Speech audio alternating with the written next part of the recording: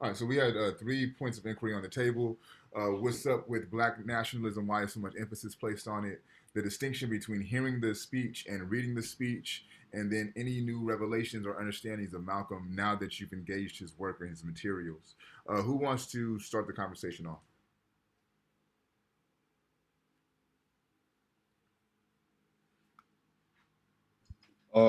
For the first question, Mhm.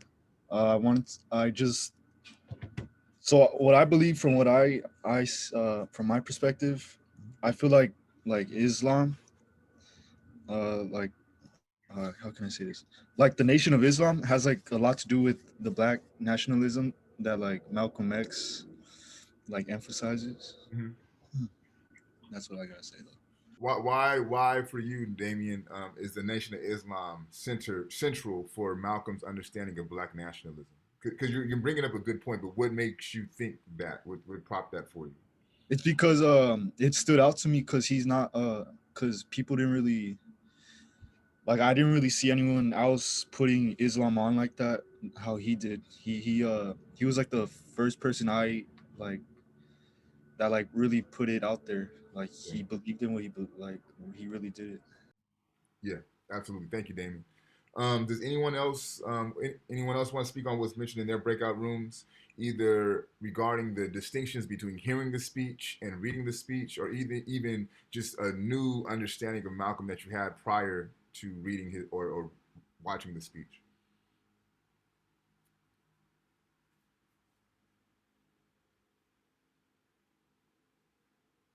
Sean, what was discussed in your group?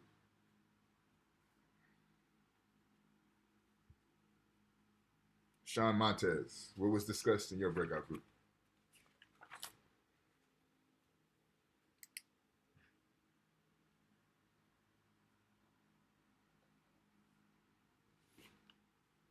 Is No, it okay if I present yeah, go my? ahead, Giovanni, please.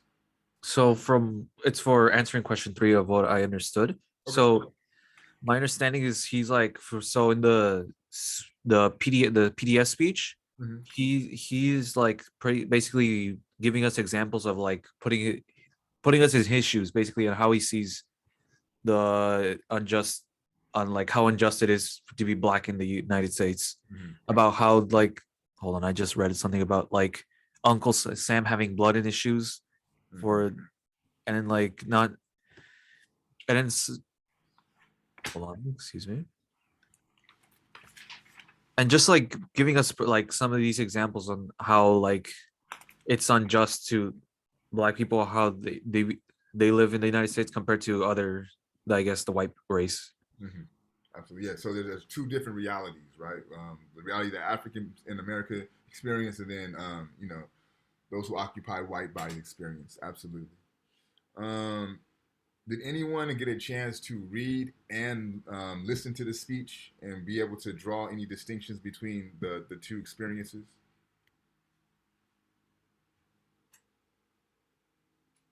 No one.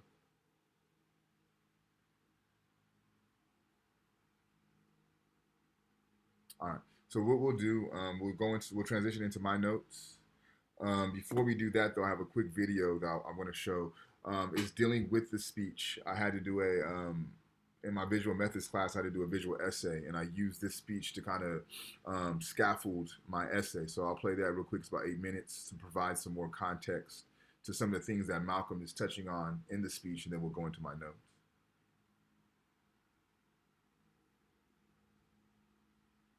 Are you all able to see the black screen? Yeah. All right, bet.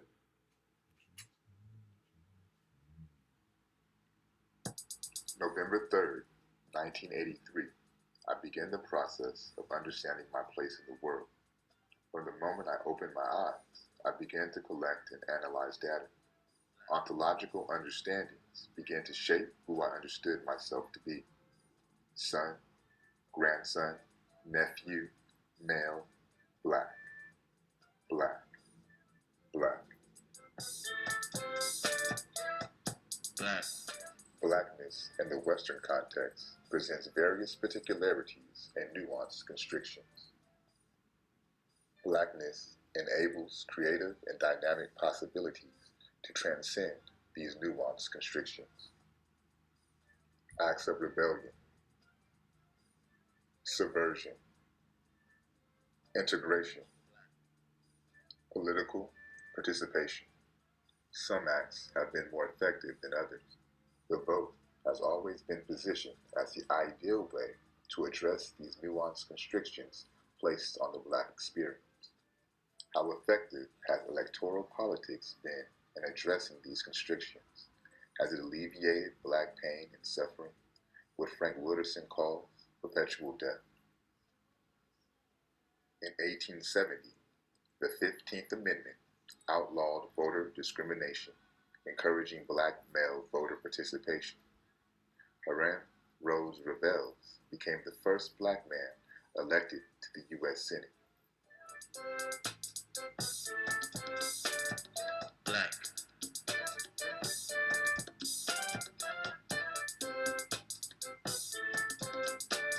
I'm Black.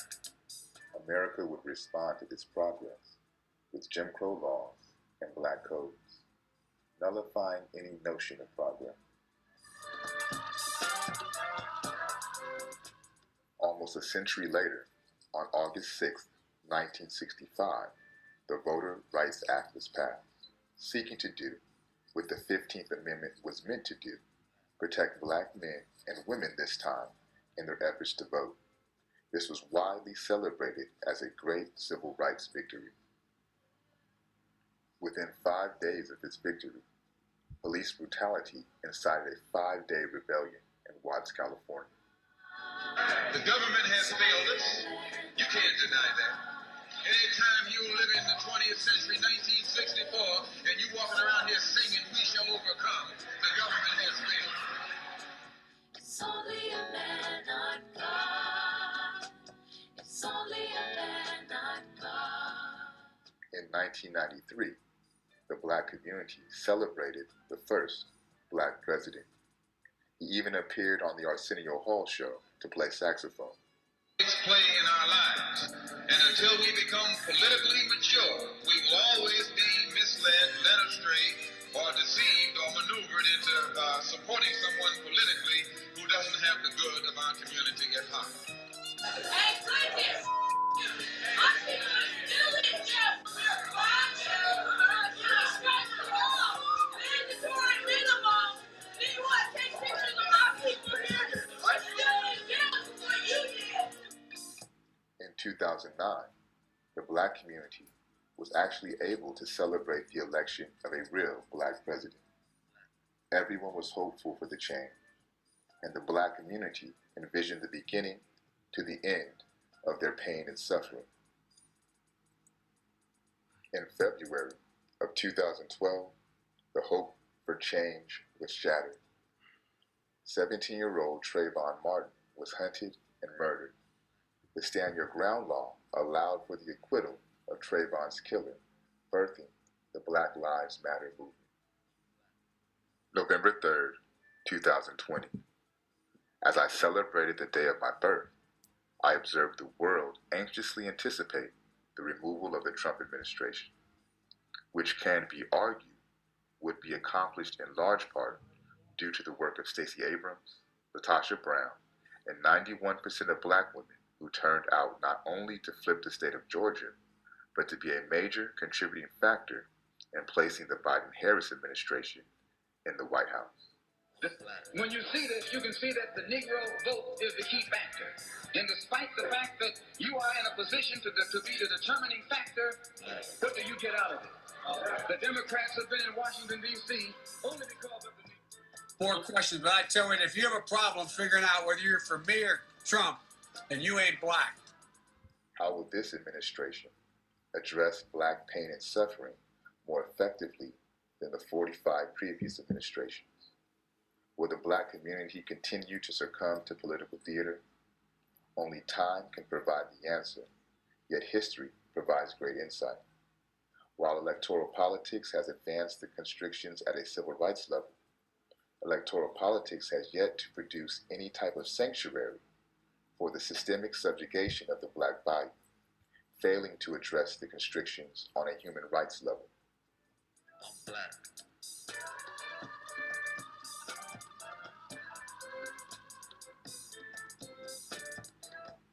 that?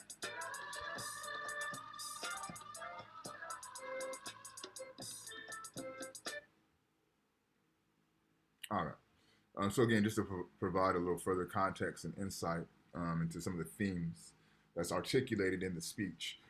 Before I go into my notes, are there any questions that you guys want clarified around the speech, around Malcolm, or around anything before I jump into my notes? All right. So, as you know, right, Black nationalism is a central part of the speech. He positions Black nationalism not only as a political philosophy, but also as an economic philosophy, right? And I think another thing that becomes important when understanding this idea of Black nationalism is Malcolm says, put your religions aside, right? Because if we bring our religions to the table, we're going to argue about that. So we're going to focus on what makes us the same, and in this context, it's our Blackness. This thought for me is aligned with the Black radical tradition. It's aligned with notions of Pan-Africanism, where Pan-Africanism seeks not to focus on what separates African people that make up the African diaspora. They're going to focus on what brings us together, right? And I think this notion of Black nationalism is intended to do the same thing. He also positions Black nationalism as a re-education program, right? A re-education program to empower the Black community. And a lot of this in his articulation will be done through an economic power base. Now, I believe it was Giovanni and it may have been Damien, I'm not sure at this point, but one of them mentioned the role of the Nation of Islam as it pertains to Malcolm's ideations of Black nationalism. And you're absolutely right, especially when it comes to the economic empowerment, right? Because at this time that Malcolm gave this speech, he's no longer a member of the Nation of Islam. He's branched away from there. But he's not that far removed to where he does not remember the success that the Nation of Islam had. The Nation of Islam starts off, its bases are in Chicago, more specifically the south side of Chicago. And in the south side of Chicago, the majority of the stores that are, really all the stores that are Black owned, I would say for the most part, are ran by the Nation of Islam.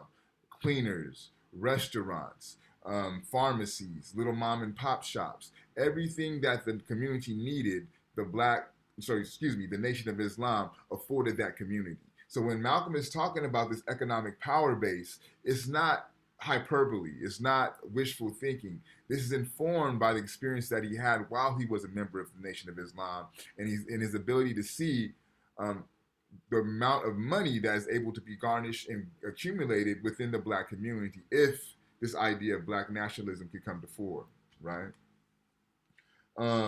Also, the speech is littered with notions of self-help, agency, international questions of liberation, and this notion of anti-colonial liberation struggles. So Malcolm is beginning to expand his focus, not just on the plight of Africans in America, but looking more broadly and more globally to Africans everywhere, right? And how can their conditions be changed? And with his anti-colonial critique, because of his international outlook, he's able to position America as a colony, right? And he says that Africans within America are colonized, because he says you cannot have this thing as a second-class citizen.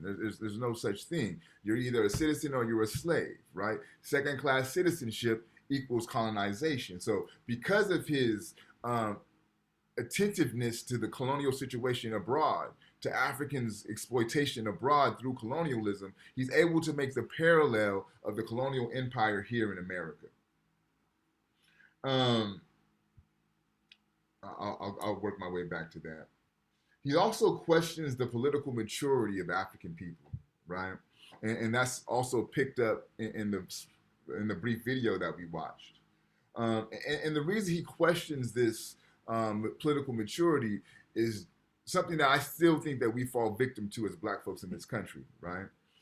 We have a tendency in this case to vote Democratic without being able to hold the Democrats accountable for the promises that they make to garner our vote, right? And he says the same thing was happening in 1964 when he gave the speech, right? If you'll be dumb enough to put somebody in office that will not come through with the promises that they told you that they would, not only are you a fool, but you're a traitor to your race, he says, right? And it's funny because I'm hearing conversations now, now that Biden's been in office for a year, and it's, well, what is Biden doing for the black community? I seen Martin Luther King's daughter, Martin Luther King Jr.'s daughter, come out and talk about how she feels the Biden-Harris administration is failing the black community. Nobody's even seen Kamala Harris ass. She just been ghost since she's got elected, right? So this is still this notion of political immaturity is something I think is still plaguing the black community.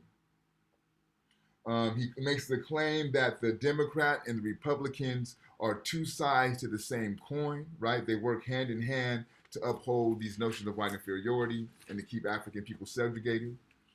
And then he tells them, as he's articulating this idea that the Democrats and the Republicans are working hand in hand, I know you don't want to hear this, but I'm going to tell you the truth whether you like it or not. And I think this is a very core fundamental principle of Malcolm X, this idea and this notion of truth. This idea and this notion of truth drove Malcolm outside of the Nation of Islam, right? Once he heard that the things that the nation, and in particular Elijah Muhammad, who was the leader of the nation, once he heard the things that they said that they were about, they were not actually being about, he would not allow that contradiction to settle in his soul, so he had to part ways, right?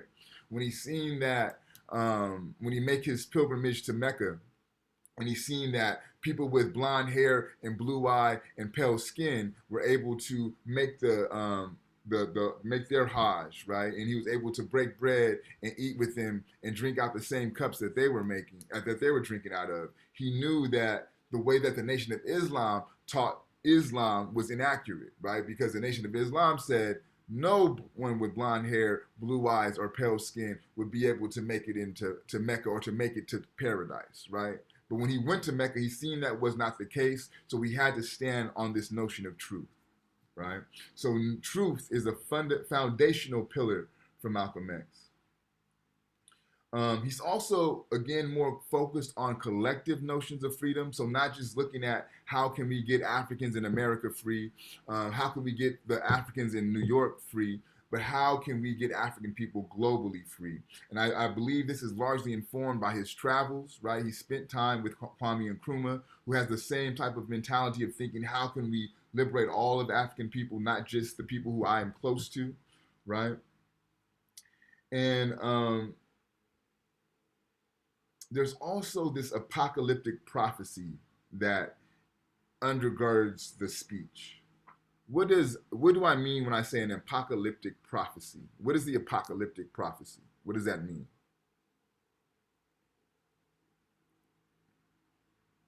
What do you think the apocalyptic prophecy entails?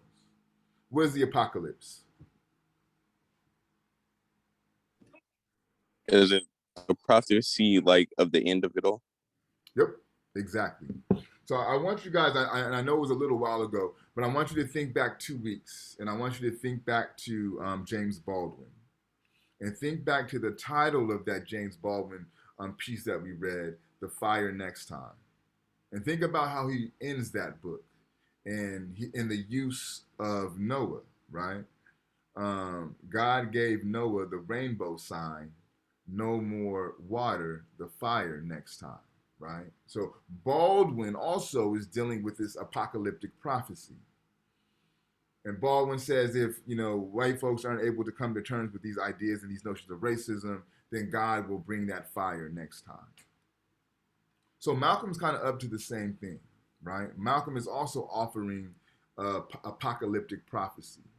And the ultimatum that Malcolm is offering is you have the ballot, right? You could allow African people to express their grievances through means that you deem justifiable, right? The ballot, or you have the bullet, right? And if you choose not to allow us to express our grievances via the ballot, then you're gonna have to deal with this bullet. And you hear this in this notion of the racial powder keg, right? The racial powder keg is more dangerous than an atomic bomb, right?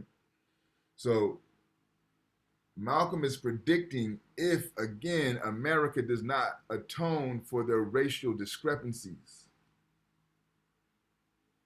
then the end is near, right? The red hot summers of 1966 is what he's predicting, which will come true 2 years later. The rise of the Black Panthers, which he's predicting, which will come true a year later, right? So this is what I say when I mean by this notion of an apocalyptic prophecy.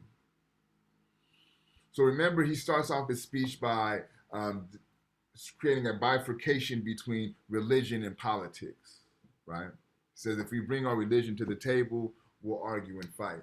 So this is a political movement that's centered on Black nationalism. At this time, Malcolm is also promoting his new political organization, the Organization of Afro-American Unity, the OAAU, which is an offshoot or is inspired by the Organization of African Unity, which started in Africa by independent African leaders and independent African heads of state, right? So he's taking what he learned in his travel abroad and is trying to return home and implement that here in America. So the Organization for Afro-American Unity is the political mechanism that will address issues of racism. You also see an evolution in Malcolm X in the sense that once he returns from Mecca, he's willing to work with other civil rights leaders, right? He changes the way that he looks at this notion of integration, whereas before he was very much opposed to integration, right? Now he sees integration as a means to the same objective that he has, which is the freedom and liberation of African people. And I think another thing that he does within separating religion and politics is he establishes Muslim Mosque Incorporated. So this is the spiritual vehicle that will address notions of religion, right? So he has the Muslim Mosque Incorporated to address religious and spiritual concerns, and then he has the Organization of Afro-American Unity to address political concerns. Because of his global ideas, because of his travels, right? Because of his ability to learn from African heads of state who liberated their countries from European and colonialism, he's starting to view this notion of African experiences here in America slightly differently. And what he seeks to do towards the end of his life is to take the United States to the United Nations and charge them for crimes against humanity. And I don't know if you guys are paying attention, but recently someone else completed Malcolm's mission and took the United States to the United Nations for crimes against humanity. And they have been charged with 5 counts of crimes against humanity, I believe. But this is the work that Malcolm sought to do before he met his untimely demise. And what he seeks to do is move this notion of civil rights to a broader human rights issue, right? So there's a distinction between civil rights and there's a distinction between human rights. So let me ask you, not the movement, not the organization, but the claim, right? The claim, Black Lives Matter. What does that mean? What does the claim, Black Lives Matter, mean? Somebody tell me. What does Black Lives Matter mean?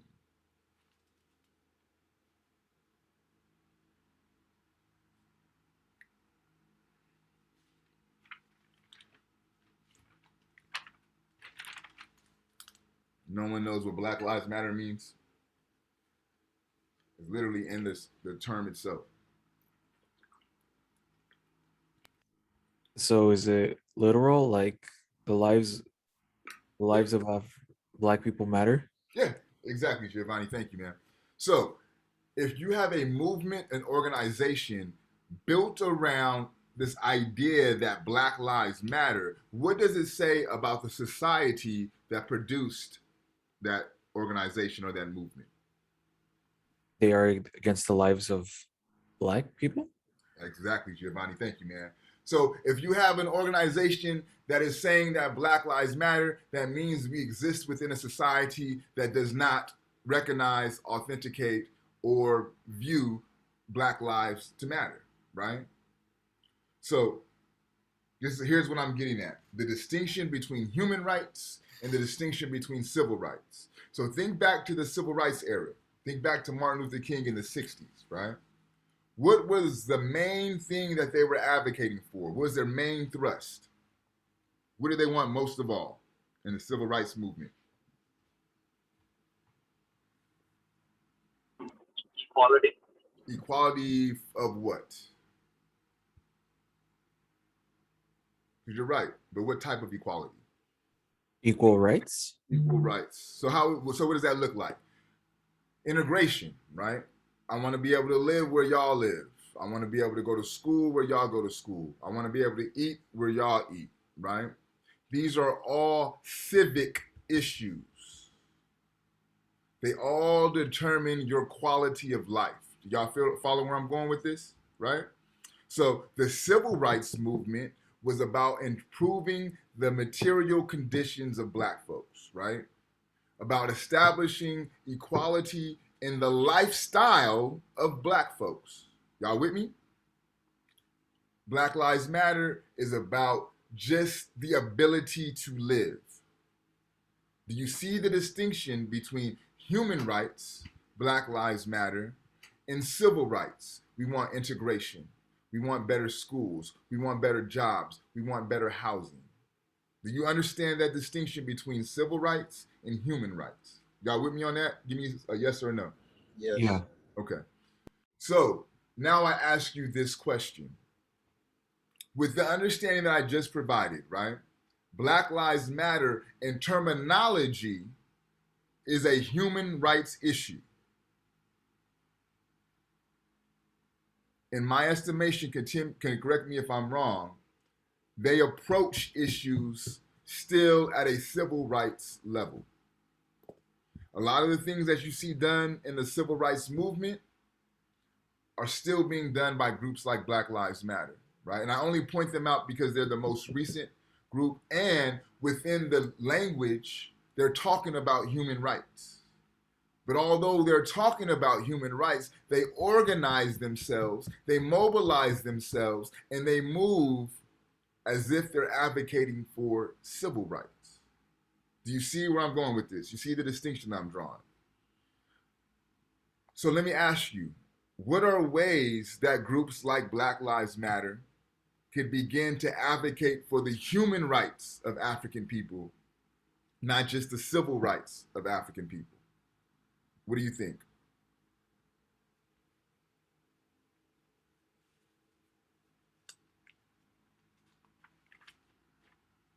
Can you repeat the question for me, please? Yeah.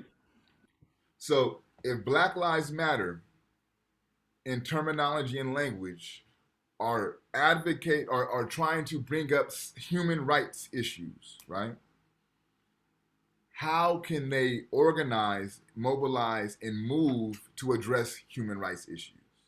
Does that make more sense, Damon? Yeah. Okay.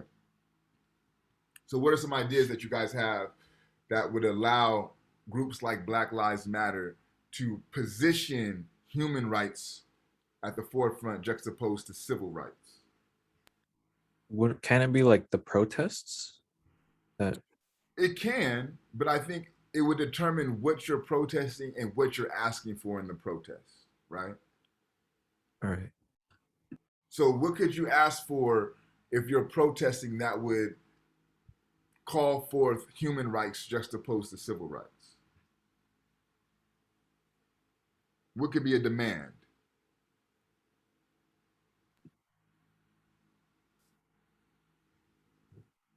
I'm not too sure. So would a demand be like the stopping, like we demand to stop the killing of unarmed Black people by police? Period.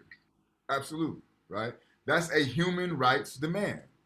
Because I'm not saying that I want the way that I'm able to live my life to improve. That's dealing with civil rights, right? I'm saying I just want to be able to live. I just want the ability to have a human experience and live my life, right? So to say I just want y'all to stop killing me, that's a human rights issue. And to me, this is where the movements for black folks, period, across the board should be at. It should be advocating for human rights issues, no longer trying to advocate for civil rights issues. So I'll put this on pause here and we'll jump into our fishbowl. I said last week where everyone's at with the fishbowl, so you should know whether or not you have two. If you have two, you're done. If you have one more to go. And if you haven't done any yet, you should probably start hopping on that soon.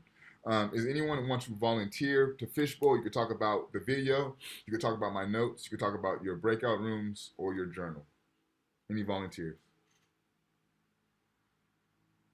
I'll call that random. Let me know if you went twice already, and you're good to go. Sean, are you prepared to fishbowl today? Yeah, I've gone twice already. You gone twice already? All right, bet. Yep. Bridget, are you prepared to fishbowl today? I have gone twice already too. Thank you. Zachary, have you gone twice already?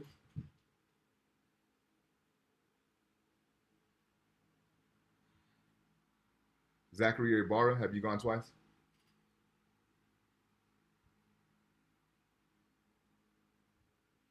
Heather, have you gone twice?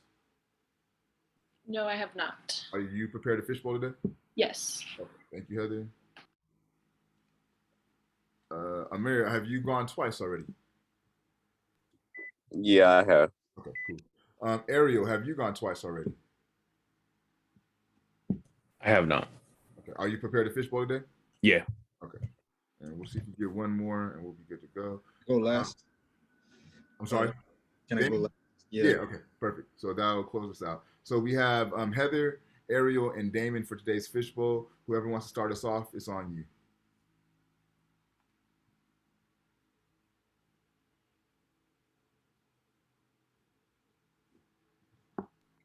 I can go first. Okay. So things that I thought were very interesting in the reading, when he emphasized and used the phrase repetitively, he said, "at the hands of the white man." And he clarified that it doesn't mean that they're anti-white, it's just anti the oppression that is at the hands of these people. And what else? It was a very loaded reading. And I think especially a lot of things we talk about, when you shift it from more civil rights to human rights, it gets a lot heavier. And I think that's also part of the importance of switching it to that. And I also thought it was very interesting how he talked about the politics in the US as basically just a government conspiracy, and just the 310 years that Black people worked in this country without a dime in return, and the conspiracy to just, for some reason, keep that dime away from them and not give it to them, and almost refuse to see, like, they made our country. And way too ingrained in the fabrics of our political environment is racism and the oppression that we just still continue every single day for some reason. Yeah. Thank you, Heather. I'm going to circle back to how you started off this speech. How you started off your fishbowl, because I think it's a very good point. Who's next, Ariel or Damien? I could go. I thought it was interesting also, like in the, you said like the switch from just like Black Lives like Matter into like human rights. I thought it was really interesting how he does that, because like he changes just like from them just being discriminated to their like actually putting their lives in danger. And I think it's a more important factor, because people just saw like, oh, they just want to be able to vote, be able to be part of the community, but in reality they were being attacked. And he's like being a point that us being safe is more important than just getting our right to vote or being just equals. Yeah, because I mean, what good is a vote if you aren't able to live? So that's Yeah. a good point, Ariel. Thank you.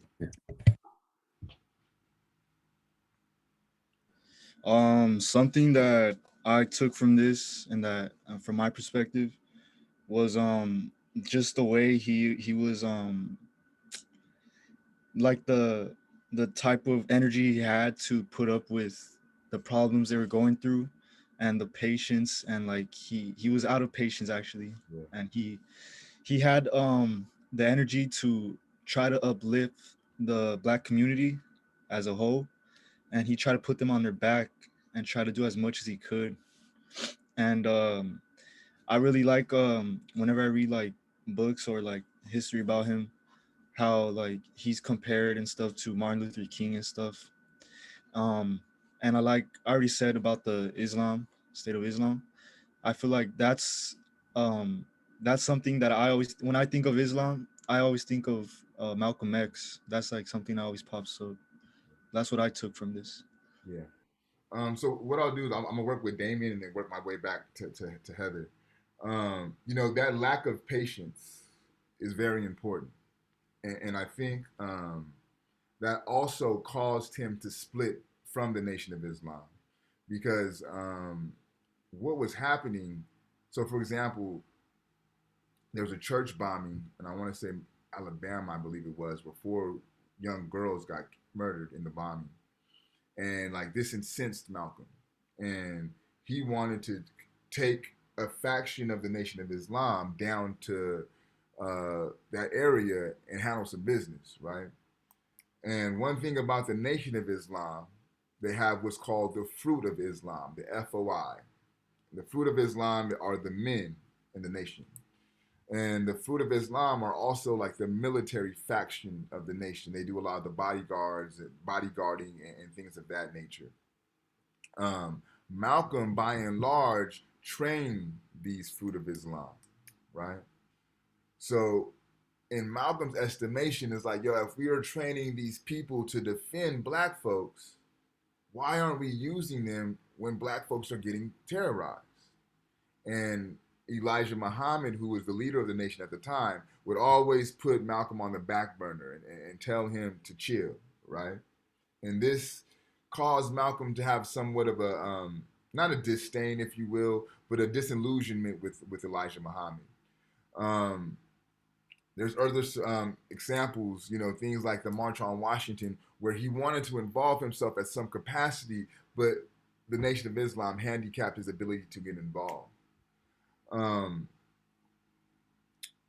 and I think Ariel brings up a really good point in the sense that, you know, what's the use of civil rights issues advocating for things like voting, integration, um, school and housing equalities if you don't have the ability to live life, right? And I think what happens is, especially when you look at the civil rights movement, if you read it closely, if you read the civil rights movement, you study it closely, they view things like voting as a means to achieve freedom, right? And what got happened is somehow the message gets ossified, it gets lost in translation, and the focus doesn't become about freedom, but just about voting itself, right? And you can see once we gain that vote, the power structure was 2 steps ahead, and they made it to where that vote does not even matter anymore, right? And this is where Malcolm is he's picking up on this. And he's saying like, yo, this is where the political immaturity is coming in and it's killing us. Because as he says, America is so evenly divided, wherever the black votes will determine who's going to what he says the White House and who's going to the doghouse, right? So he sees the power that African people have from a political standpoint, but the lack of political education does not allow for African people to actualize or realize that power, right? And then Heather brings up a good point in the sense of, you know, he says at the hands of the white man, right? But then he provides a subtle nuance to that, because this is what I call New Testament Malcolm, right? This is not Old Testament Malcolm to where all white folks is devils. There's no other explanation. That's just it. But he provides this nuance that says, and it's not about the white man. It's about what's being done to us, right? We want to stop what's being done to us. And that's the distinction that Malcolm draws, right? And I think that shows his growth, his maturity, and his standing on this pillar of truth, right? Because if you think about what I said earlier, right, Nation of Islam taught that no white man can make it to what the Islamics call paradise. No white man can make his Hajj, right? He can make his pilgrimage back to Mecca.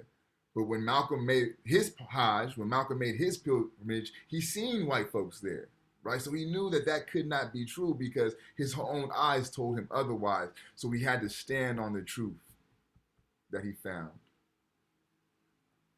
I want to end with this. I want to ask you guys a question.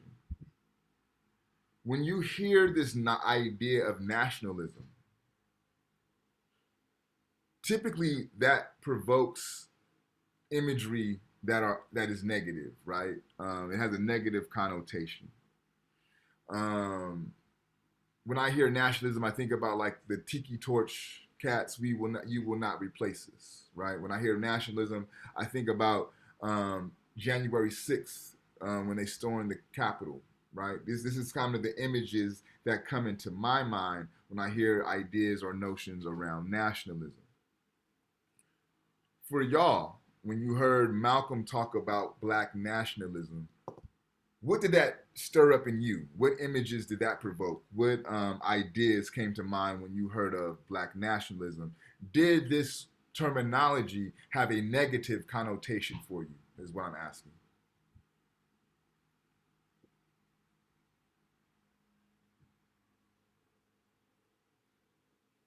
Myra Lee, when you read the speech or when you heard the speech and you heard Malcolm talk about nationalism, black nationalism, did you perceive that to be something negative or positive when you first heard it?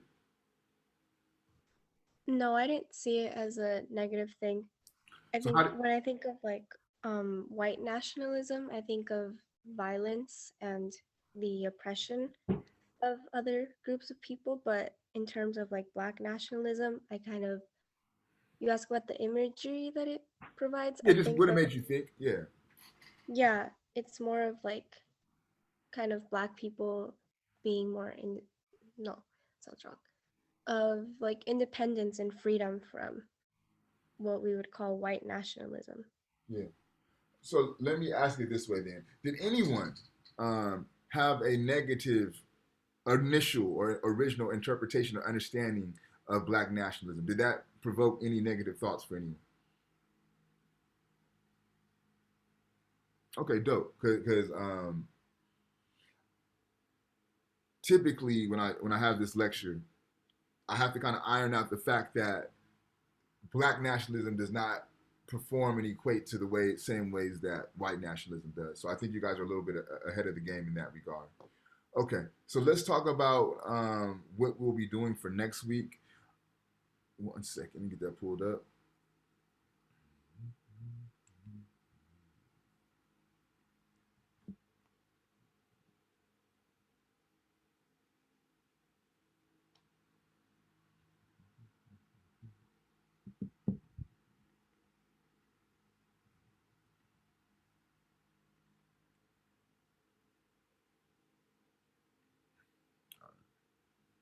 So there's no reading for next week. It's just a video.